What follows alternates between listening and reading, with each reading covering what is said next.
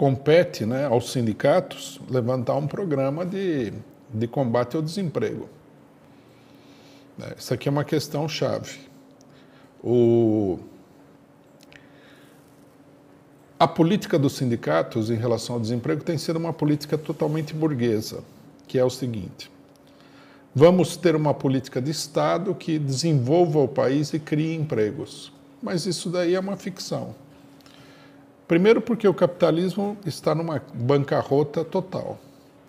Segundo, porque mesmo quando o capitalismo estava numa situação um pouco mais favorável, as crises se sucedem periodicamente. Todo mundo sabe disso, né?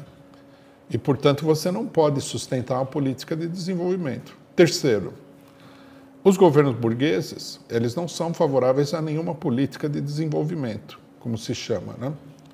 Que não é também não vou entrar no debate aqui, porque não é o caso, mas não é uma verdadeira política de desenvolvimento. É uma política de aumentar o consumo, aumentar um pouco a produção, etc. e tal. Isso não é, de forma nenhuma, um desenvolvimento no sentido correto da palavra. Os governos burgueses não são favoráveis a essa política de desenvolvimento. E, portanto, né, a política de desenvolvimento acabaria sendo a solução mais, a exceção que a gente pode imaginar. Por isso que a classe trabalhadora, ela não pode viver apenas de soluções que viriam, né, do alto, através de projetos de lei, né? Todo mundo sabe que a esquerda brasileira, o mundo dela é o Congresso Nacional, onde não acontece nada de bom, né? É preciso uma política para mobilizar os trabalhadores para se opor à situação que nós estamos vivendo.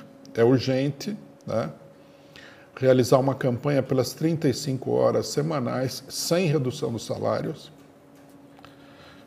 para aumentar o nível de emprego no Brasil. Quem deve custear, né, o emprego durante a crise são os próprios capitalistas. Da mesma maneira que eles se beneficiam, né, do trabalho dos trabalhadores para se enriquecer, quando existe uma crise no sistema que eles controlam, né, que representa o interesse deles, eles devem custear a crise sustentando os trabalhadores, diminuindo os lucros. É um problema para os capitalistas. E essa solução, para que ela exista, ela tem que ser levada às ruas, tem que ser levada aos locais de trabalho, tem que ser levada adiante com a greve, etc. e tal.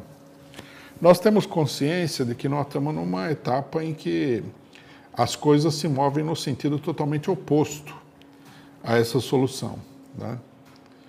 O que acontece aqui é que cada vez mais diminui o emprego, cada vez mais diminui o salário, cada vez mais diminui uma mínima segurança no emprego, mas, né, isso não muda o fato de que é necessário ter um programa e ter uma perspectiva para lutar contra essa situação.